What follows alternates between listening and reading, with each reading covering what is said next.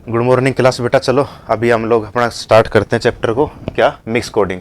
Mix coding की बात करते हैं, ठीक है बेटा। हालांकि हम लोग इस चैप्टर में और भी कुछ काफ़ी चीज़ें पढ़ चुके हैं, जैसे कि हमने नंबर कोडिंग पढ़ लिया, अल्फ़ाबेट कोडिंग पढ़ लिया, मैट्रिक्स कोडिंग पढ़ लिया। अब इसके बाद बात करते हैं बेटा अपनी किसकी? मिक्स कोडिंग की। मिक्स कोडिंग में बेटा हमारा पहला क्वेश्चन है, इसको बेटा किसी किसी बुक में ना इसका नाम दे रखा होगा चाइनीज कोडिंग के नाम से, ठीक है। चाइनीज कोडिंग भी यही होगा, मिक्स कोडिंग भी यही होगा, अल्फा न्यूमेरिक कोडिंग भी यही होगा। सिर्फ बुक का फर्क है और लिखने वाले का फर्क है, इसके अलावा और कोई भी फर्क इसमें नहीं है। चलो बात करते हैं पहले क्वेश्चन की। पहले क्वेश्चन में बात कर रखी है हाउ आर यू का कुछ कोड लिखा हुआ है, आर यू देयर के लिए कुछ कोड लिखा हुआ है। बाकी हमारे पास बेटा 4 क्वेश्चन लिखे हुए हैं। पहली डायरेक्शन है, 2 स्टेटमेंट लिखी हुई है, 4 क्वेश्चन लिखे हुए हैं। तो चलो इसको बात करते हैं कि इसको कैसे सोल्व करेंगे बेटा। इसको सोल्व करने का हमारे पास ये तरीका होगा। पहले बिल्कुल ही बेसिक टाइप है, ये मिक्स कोडिंग का भी क्या है, बिल्कुल ही बेसिक टाइप है। और बेसिक टाइप में क्या बात कर रखी है, हाउ आर यू, इधर आर यू देयर लिखा हुआ बेटा, आर यू इधर भी है, आर यू इधर भी है। ये हो गई अपने आप में, जैसे हमने कोडिंग डिकोडिंग में टाइप किया था कॉमन कोडिंग, तो ये वही कॉमन कोडिंग है कि भाई कुछ चीजें कॉमन इधर हैं तो कुछ चीजें कॉमन इधर भी होंगी। तो इधर आर यू कॉमन है, आर यू ऊपर भी लिखा हुआ है, तो बेटा उसका कोड भी कॉमन होगा, कहीं ना कहीं होगा, लेकिन कोड भी कॉमन होगा।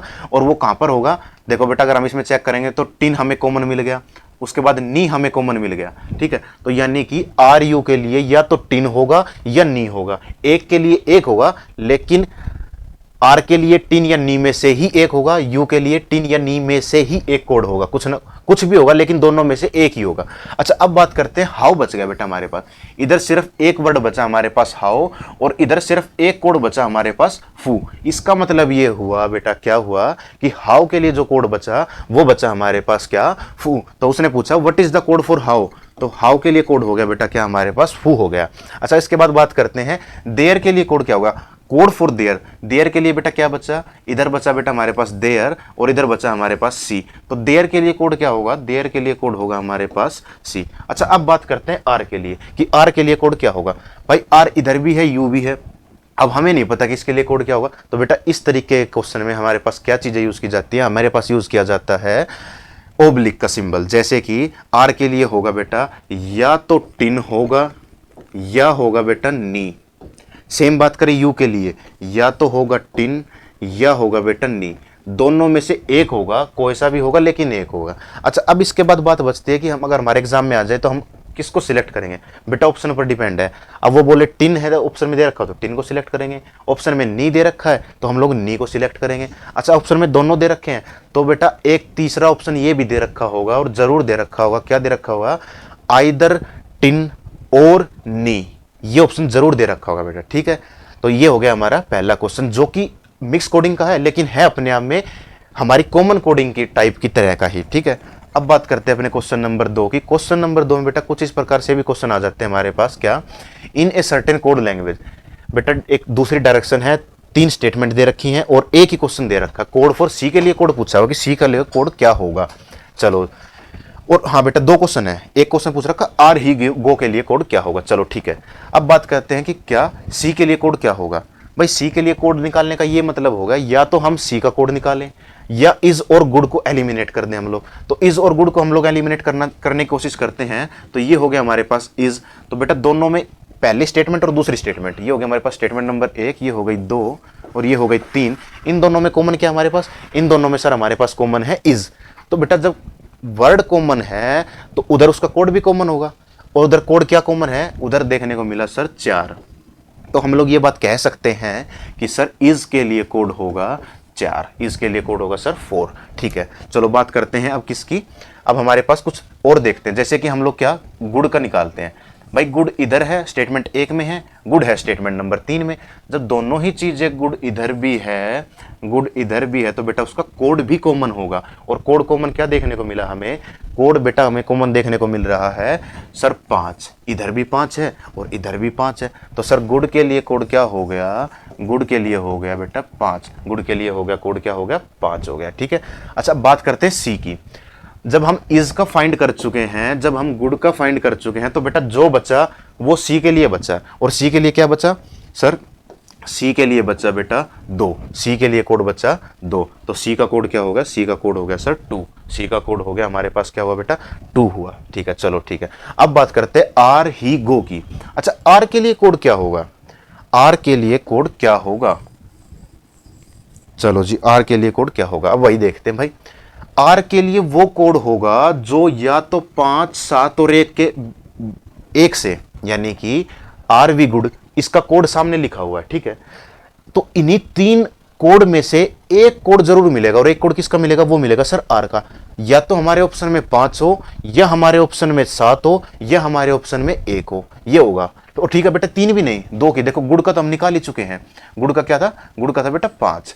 हाँ, या तो आर के लिए कोड होगा या तो 7 होगा या 1 होगा, हमारे ऑप्शन में दोनों में से एक होगा, या तो 7 होना चाहिए या 1 होना चाहिए। तो वो ऑप्शन होगा जिसमें 7 और 1 में से एक हो, दोनों नहीं, एक हो। 7 और 1 में से 7 है, 7 और 1 में से सर 1 भी नहीं है, 7 और 1 में से सर 7 है, 7 और 1 में से सर 1 लिखा हुआ है। चलो ठीक है। अच्छा बेटा, दूसरा कोड क्या है, दूसरा हमें मिला सर ही के लिए लिखना होगा, ही के लिए कोड लिखना होगा। क्या लिखेंगे सर, जो इधर कॉमन देखने को मिलेगा, और इधर क्या होगा सर, इधर से सिर्फ एक ही कोड उठाना हमें ही, यानी कि इधर ही एक ही शब्द उठाना है, तो कोड भी हम एक ही उठाएंगे, यानी कि 4, 9 या 8 में से एक होना चाहिए, 4, 9 या 8 में से एक ऑप्शन में होना ही चाहिए। तो बेटा इसमें क्या देखने को मिला हमें, 4 और 8, बेटा 2 देखने को मिल गए इसमें। क्या दोनों आ सकते हैं, नहीं सर, एक शब्द उठाया है तो एक ही आना चाहिए था, ये ऑप्शन नहीं होना चाहिए था। एक ही शब्द उठाया तो कोड भी एक ही होना चाहिए, तो 2 नहीं होने चाहिए। तो चलो ठीक है। अच्छा, इसकी बात करें, 8, 9 और 4 में से क्या एक देखने को मिला सर, बिल्कुल देखने को मिला। इसकी बात करें तो सर इसमें भी 2 देखने को मिले, 8 और 9, जबकि 2 नहीं आ सकते, एक ही आएगा सर। जब शब्द एक उठाया है तो हमारा जो आंसर कोड जो होगा वो भी हमें एक ही उठाना था, जबकि ऑप्शन नंबर 4 में 2 कोड उठा रखे बेटा, 9 भी और 8 भी। तो ये हमारा आंसर नहीं होगा, हमारा आंसर होगा बेटा सिर्फ और सिर्फ सी, सिर्फ और सिर्फ क्या होगा, सी होगा। अच्छा, एक तो बात ये हो गई। एक बात और क्या होगी कि सर हमने देखने को मिला, क्या देखने को मिला, हमें ये देखने को मिला कि गो जो शब्द है ना, गो जो है वो बेटा अपने आप में एक अलग शब्द है। स्टेटमेंट में गो ही नहीं है, गुड दे रखा लेकिन गो नहीं है। अच्छा, इसकी बात करें तो इधर भी बेटा कोड ही लिखा होगा, वो तो किसी का भी लिख सकता है। अच्छा, अब बात करते हैं गो, तो गो क्या होगा, गो वो होगा जो इस कोड में, यानी कि इसका गो का कोड जो वो होगा जो इधर ना दे रखा हो, इधर बेटा ना दे रखा हो, वो गो का कोड होगा। और इधर क्या देखने को मिला हमें गो के लिए, सर गो के लिए 3 अलग से देखने को मिला हमें। कैसे भाई, इधर जो लिखा होगा वो उसका कोड इधर लिखा हुआ है, लेकिन सर गो अपने आप में एक नया शब्द है, नए शब्द का नया कोड। तो नए शब्द का नया कोड देखने को मिला हमें 3, नए शब्द का नया कोड हमें देखने को मिला 3। इस वजह से हमारा ऑप्शन नंबर सी जो है वो हो जाएगा बेटा राइट आंसर। 2 तरीके बता दिए, दोनों में से कोई सा भी आप लोग यूज कर सकते हो और अपना आंसर निकाल सकते हो। चलो अब बात करते हैं बेटा इसकी, इस क्वेश्चन की। और इस क्वेश्चन में क्या बात कर रखी है, एक स्टेटमेंट दे रखी है, 3 क्वेश्चन दे रखे हैं और उसका सामने उसका कोड लिखा हुआ है। बेटा देखो, अब इसको आपको देखो पता चल रहा होगा कि चाइनीज कोडिंग लिखी हुई है, काला जीला नी की, तो इसी वजह से इसको बोला जाता है चाइनीज कोडिंग भी, ठीक है। अल्फान्यूमेरिक कोडिंग क्यों बोला जाता है वो हम लोग आगे चैप्टर में समझेंगे। चलो ठीक है। अच्छा, अब बात करते हैं किसकी, अपने इसकी क्वेश्चन को करने की। चलो, सबसे पहले कुछ ने पूछा कोड फॉर इकोनॉमिक्स क्या होगा। बेटा इकोनॉमिक्स का कोड क्या होगा, सर इकोनॉमिक्स इधर दे रखा है, इकोनॉमिक्स क्या बेटा, एक शब्द है। इकोनॉमिक्स का कोड सामने होगा, कहीं पर भी होगा, पहले स्थान पर, दूसरे स्थान पर, तीसरे स्थान पर, 5वें पर, 6ठे पर, लेकिन होगा सामने ही। तो सर हम इकोनॉमिक्स का कोड निकाल सकते हैं। सर इकोनॉमिक्स इसमें कॉमन है और किस में है, सर इकोनॉमिक्स सेकंड में भी है, सर इकोनॉमिक्स फोर्थ में भी है, फोर्थ स्टेटमेंट में भी है। तो जो तीनों में कॉमन होगा वही हमारा आंसर होगा। और तीनों में कॉमन क्या है, तीनों में बेटा हम लोग देख रहे होंगे तो हमारे दिख रहा है सर का जो शब्द है ना, का जो कोड है वो तीनों में ही कॉमन है। तो सर इकोनॉमिक्स के लिए का शब्द का जो हमने लिखा है वो बिल्कुल ठीक लिखा है, ये उसका कोड हो गया। अच्छा, कोड फॉर मैक्स क्या होगा, सर मैक्स इधर भी है, मैक्स इधर भी है। अब सर इन दोनों में जो कॉमन होगा ना वही हमारा आंसर होगा। क्या इनमें क्या क्या कॉमन है, मनी कॉमन है, नहीं है सर। मैक्स कॉमन है, बिल्कुल है सर। ओनली है, पार्ट नहीं है सर, कुछ भी कॉमन नहीं है, सिर्फ मैक्स कॉमन है। तो सिर्फ मैक्स कॉमन है, इसका मतलब ये हुआ कि जब मैक्स कॉमन है तो मैक्स का कोड भी कॉमन है, तो मैक्स रहा मैक्स का कोड। तो भाई ये हो गया मैक्स जो कि कॉमन है, तो मैक्स का कोड क्या होगा, वो भी तो कॉमन होगा, जो कि हमें देखने को मिला ZI। तो मैक्स के लिए कोड हो गया बेटा हमारे पास ZI। अच्छा, मनी के लिए क्या कोड होगा, सर मनी के लिए वो कोड होगा जो मनी वाली स्टेटमेंट के सामने लिख रखा होगा। मनी की स्टेटमेंट के सामने क्या है, सर एक तो मनी ये रहा, एक मनी सर ये रहा। अब इन दोनों में कुछ कॉमन होगा सर, वही हमारा कोड होगा। इन दोनों में कॉमन क्या है, जब हम इन दोनों को चेक करेंगे तो हमें कॉमन क्या देखने को मिला, हमें देखने को मिला सर ये जो ला शब्द है ना ये कॉमन है सर। तो मनी के लिए हो गया बेटा हमारे पास क्या, ला शब्द। मनी के लिए हो गया क्या हमारे पास, ला शब्द।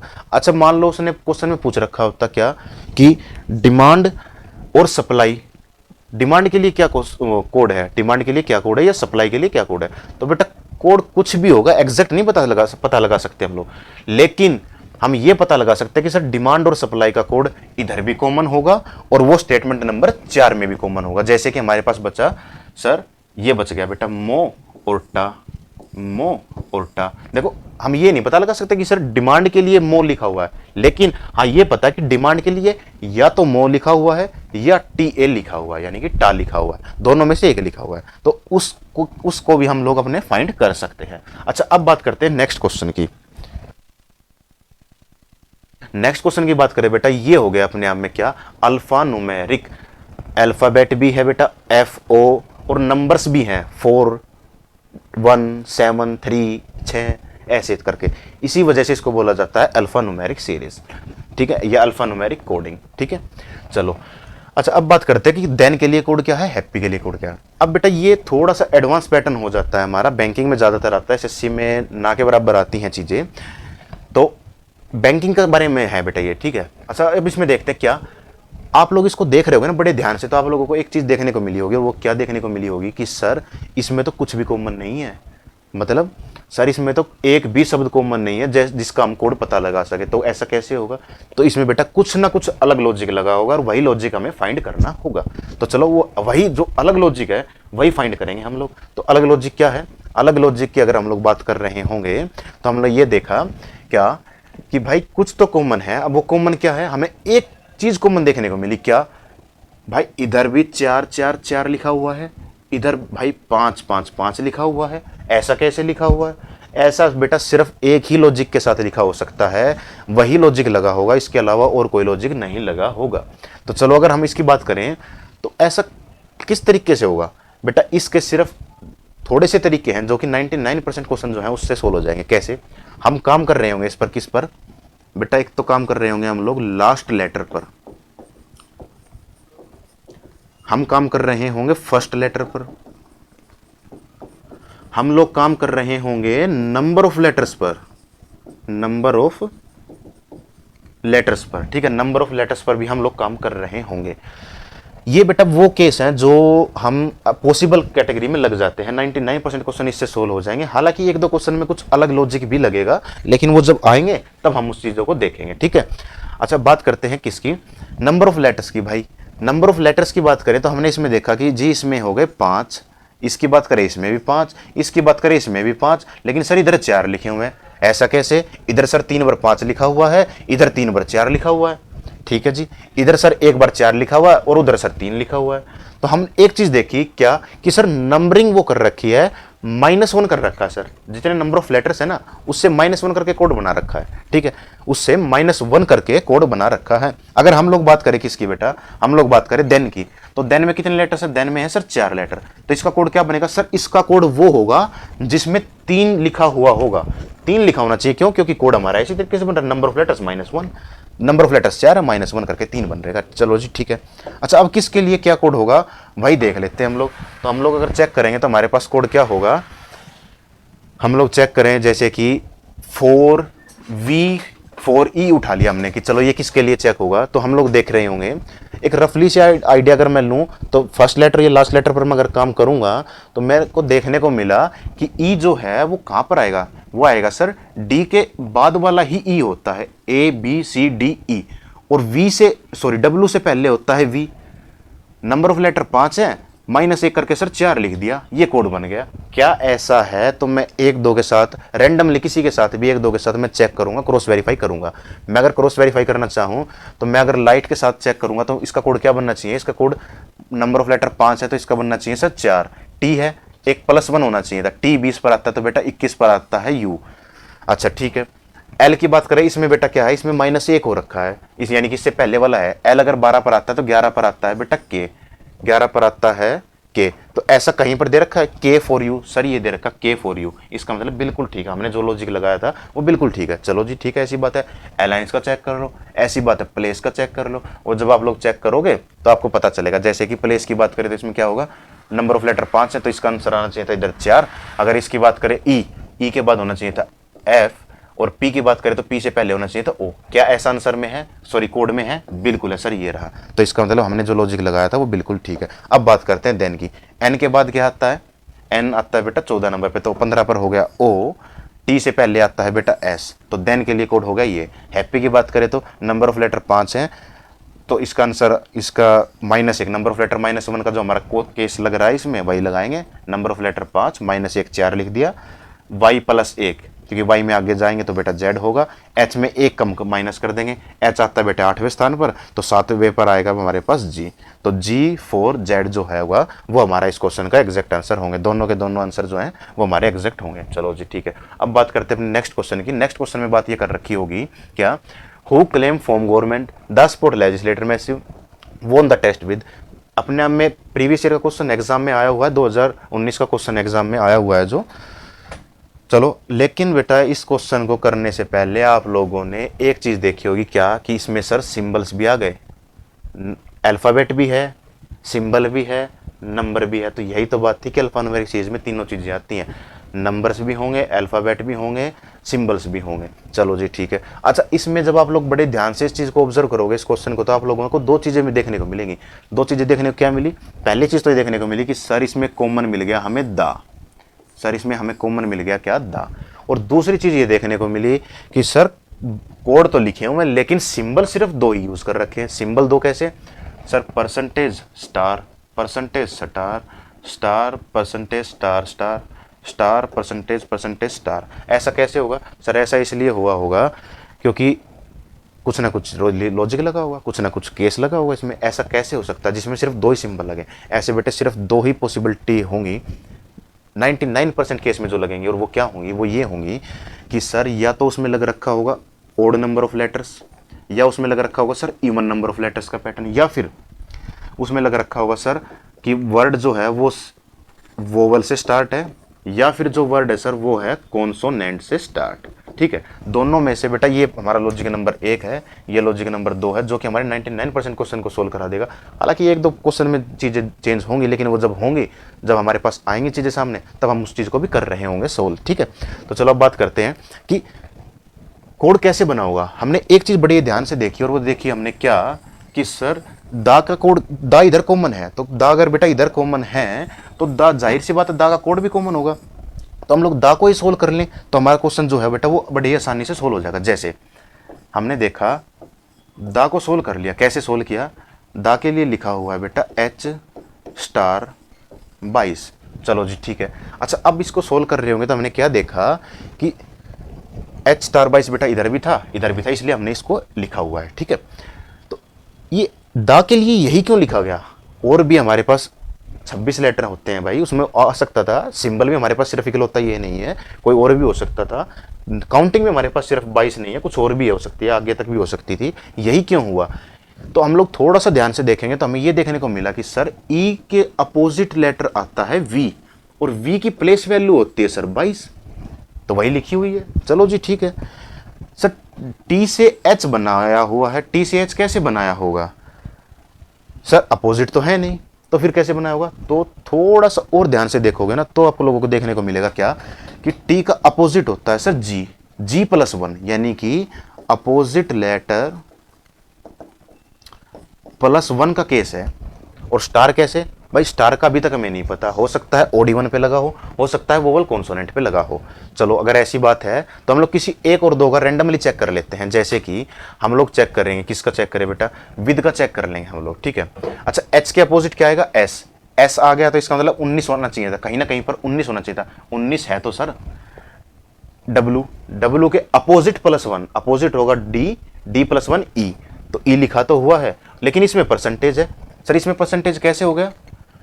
परसेंटेज ऐसे हो गया बेटा, 4 हैं तो इधर परसेंटेज आ गया, इधर 3 थे तो स्टार आ गया।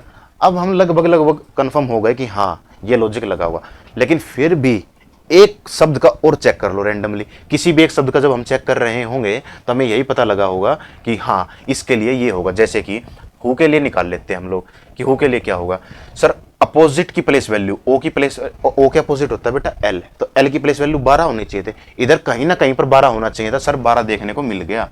जैसे ही 12 देखने को मिला, ठीक है सर, डब्लू के अपोजिट +1, डब्लू का अपोजिट होता है डी, डी +1 ई, ई होना चाहिए था सर, ई भी लिखा हुआ है। चलो जी ठीक है सर, 3 लेटर हैं तो 3 के लिए क्या होना चाहिए था सर, अगर इस कोड की बात माने तो 3 के लिए स्टार होना चाहिए था, तो सर 3 के लिए स्टार है सर, बिल्कुल है। इसका मतलब ये होगा बेटा जो हमने सोचा था वो बिल्कुल ठीक था, हमारा कोड जो था वो बिल्कुल ठीक था। तो बस इसी के साथ हम ये समझ जाते हैं कि हाँ हमने जो समझा वो बिल्कुल ठीक है। अब क्लेम के लिए कोड लिख लेते हैं कि क्लेम के लिए क्या होगा। तो क्लेम के लिए क्या होगा, number of letters, sorry number of letters का तो इसमें है नहीं, लास्ट का बेटा अपोजिट, डी के अपोजिट होता है डब्लू, तो डब्लू नहीं लिखना, डब्लू की लिखनी है place value. Number of letters कितने हैं, 3, 3 6 1 7, यानी कि ओड। तो ओड के लिए क्या है, ओड के लिए है जी स्टार, तो स्टार आना चाहिए था इधर, ठीक है। सी, अपोजिट से भी +1, सी का अपोजिट होता है जी एक्स, एक्स में +1 करेंगे तो वाई, तो वाई आना चाहिए, तो वाई स्टार 23, ये इसका एग्जैक्ट आंसर हो जाएगा। ऐसे ही बात करें बेटा बिलीव्ड की, कि बिलीव्ड के लिए क्या होगा, तो बिलीव्ड के लिए होगा डी के अपोजिट की प्लेस वैल्यू, डी के अपोजिट होता है डब्लू, डब्लू की प्लेस वैल्यू सर, डब्लू की प्लेस वैल्यू हो गई 23 सर, 3 3 6 1 7 सर, 7 है इसका मतलब ओड है, तो इसका मतलब इसमें भी स्टार आएगा। चलो जी स्टार आ गया। बी के अपोजिट होता है सर वाई, लेकिन अपोजिट नहीं लिखना, अपोजिट +1 लिखना, वाई और एक वाई +1 जेड, तो सर इधर आना चाहिए था जेड, तो बिलीव्ड के लिए कोड हो गया सर जेड स्टार 23। चलो जी ठीक है। अच्छा अब बात करते हैं अपने नेक्स्ट क्वेश्चन की। नेक्स्ट क्वेश्चन में बात कर रखी है क्या, माई सेल्फ हैप्पी राव के लिए कुछ ऐसे कोड लिखा हुआ है, 3 स्टेटमेंट है, एक क्वेश्चन लिखा हुआ है हु इज योर टीचर। बेटा जरूरी नहीं है कि हमारा जो आंसर होगा वो इसी में से होगा, कहीं ना कहीं पर भी होगा, लेकिन इसमें से भी हो सकता है, अलग भी हो सकता है। चलो बात करते हैं यूवर और टीचर, अगर ऑप्शन होते तो बड़ा ही आसान हो जाता है ये काम, ये क्वेश्चन सोल्व करना। कैसे कि यूवर और टीचर का इधर से कोड चेक करना था, जिस भी ऑप्शन में दे रखा था वही हमारा आंसर था, बाकी हमारा आंसर नहीं होता। और हु और इज के लिए, सॉरी इज भी है बेटा इसमें, इज, तो 3 कोड इधर से उठाने थे, जिस भी ऑप्शन में 3 कोड होते वही हमारा एग्जैक्ट आंसर हो जाता। हाँ हु के लिए कोड अलग होता, हु के लिए कोड कैसे अलग होता, क्योंकि सर हु इधर नहीं दे रखा, जो चीज इधर नहीं है उसका कोड भी इधर नहीं है, उसके लिए कुछ और कोड होगा, और उसका और कोड क्या होगा, वो किसी एक ऑप्शन में अलग कोड देखने को मिलता है, जिस भी ऑप्शन में अलग कोड देखने को मिलता है वही हमारा एग्जैक्ट आंसर हो जाता है। ठीक है चलो इसकी बात करते हैं, किसने ऐसा कैसे कर रखा होगा। तो अगर मैं रैंडमली चेक करूं तो मैं क्या करूंगा, मैं सबसे पहले नंबरिंग कर लूंगा, क्योंकि मेरे को देखने को मिल रहा है सर 6 10 12 4 4 14 8, ऐसा कैसे हो रखा होगा। तो चलो वही चीज़ें चेक करेंगे अभी हम लोग कि कैसे होगा। नंबरिंग करेंगे तो 2 3 6, चलो ये 6 हो गए, ये हो गए भाई हमारे पास 5, और ये हो गए हमारे पास 3। चलो ठीक है, ये हो गया सर हमारे पास 2, ये हो गया 4, ये हो गया 2, और ये हो गया 3 3 6 और 1 7। सर इधर 6 5 और 3 लिखा हुआ है, इधर सर 6 लिखा हुआ है, तो 6 के लिए 6 तो ठीक है, लेकिन 5 के लिए 5 नहीं लिखा हुआ, 3 के लिए 3 नहीं लिखा हुआ, ऐसा कैसे हो गया। कोई और लॉजिक लगा हुआ कैसे, चलो चेक करते हैं। सर 6 है तो गुना 2 करके कुछ लिख रखा है क्या, सर 6 के हिसाब से 12 लिख रखा है। ठीक है अगर ऐसी बात है तो 5 के हिसाब से 10 होना चाहिए था, 3 के हिसाब से 6 होना चाहिए था, बिल्कुल ठीक है लिखा हुआ है। 2 के हिसाब से 4 होना चाहिए था, सर 4 लिखा हुआ है। 2 के हिसाब से 4 होना चाहिए था, सर 4 लिखा हुआ है। अच्छा इसके बाद और क्या होना चाहिए था, ये हो गया भाई 7, 7 के हिसाब से बेटा क्या है 1 2 3 4 5 6 7, 7 के हिसाब से बेटा 14 लिखा होना चाहिए था, इधर टाइपिंग मिस्टेक हो गई, इधर आना था 14। ठीक है और उधर 4 के हिसाब से 8 तो लिखा ही हुआ है। ठीक है बिल्कुल, तो इसका मतलब ये हुआ कि जो नंबरिंग हमने कर रखी है उसका नंबर ऑफ लेटर्स का गुना 2 करके लिख रखा है। अब जरूरी नहीं कि गुना 2 हो सकता है डिवाइड 2 हो सकता है -2 हो सकता है +2 हो, कुछ भी हो सकता है, लेकिन इस क्वेश्चन में तो बेटा यही हुआ है। ठीक है तो बस हम लोग यही करेंगे क्या कि हु के लिए वो कोड होगा जिसमें 6 होगा, इसके लिए वो कोड होगा जिसमें होगा बेटा 4, यूअर के लिए वो कोड होगा जिसमें होगा 8, टीचर के लिए वो कोड होगा जिसमें 3 3 6 और 1 7, यानी उसमें होगा बेटा 14, उसमें होगा 14। जैसे ही हम लोगों ने 14 किया हमें क्या पता चल गया कि सर हमने पूरा क्वेश्चन सोल्व नहीं किया बेटा, इस क्वेश्चन में हमने क्या किया ये पता चल गया कि सर ये हो गया I14G। यूअर के लिए क्या किया था हमने कि जिसमें 8 होना चाहिए, जैसे कि हमें पता चल गया क्या होगा I8B हो गया सर। चलो जी ठीक है। अच्छा ऐसी ही बात है तो 4 के लिए क्या होना चाहिए था, ले अब बेटा 4 के लिए 2 लिखे हुए हैं, 4 के लिए उसने लिखे हुए हैं 2, लेकिन हमें ये पता चल गया क्या कि सर टीचर के लिए ये कोड आएगा, टीचर के लिए आएगा ये कोड, तो बस टीचर के कोड को वेरीफाई कर लेते हैं हम लोग। कैसे, सर TEACHER, टीचर के लिए क्या कोड है? ये लिखा हुआ है सर I14 और G। ऐसा कैसे लिखा हुआ है? चलो सर नंबर ऑफ लेटर 7 है तो गुना 2 कर दिया, ये तो समझ में आ गया। G और I कैसे होगा? मैंने बताया था बेटा, ये ऐसे 99% क्वेश्चन में क्या होगा कि या तो फर्स्ट लेटर पर काम हो रहा हो या हो रहा होगा लास्ट लेटर पर काम। तो इसमें कहां पर काम हो रहा है? इसमें हो रहा है सर फर्स्ट लेटर पर भी काम है, जैसे कि T है, T का सेम लिखा हुआ नहीं लिखा हुआ सर, लेकिन T का अपोजिट लास्ट में जरूर लिखा हुआ है, ठीक है जी। R लिखा हुआ नहीं लिखा हुआ सर, लेकिन R का अपोजिट स्टार्टिंग में लिखा हुआ है। यानी कि क्या बात कहना चाह रहा हूं मैं, जो चीज स्टार्टिंग में थी, जो लेटर स्टार्टिंग में था उसका अपोजिट लास्ट में लिखा हुआ है, जो लेटर लास्ट में था उसका अपोजिट फ्रंट पर लिखा हुआ है, और जो नंबर ऑफ लेटर्स है उसका गुना 2 करके लिखा हुआ है। चलो जी ऐसी बात है तो O के लिए बेटा कोड सामने होगा, जैसे कि हाँ, ओ का क्या, हम तो बस इसका चेक कर लेंगे, किसका?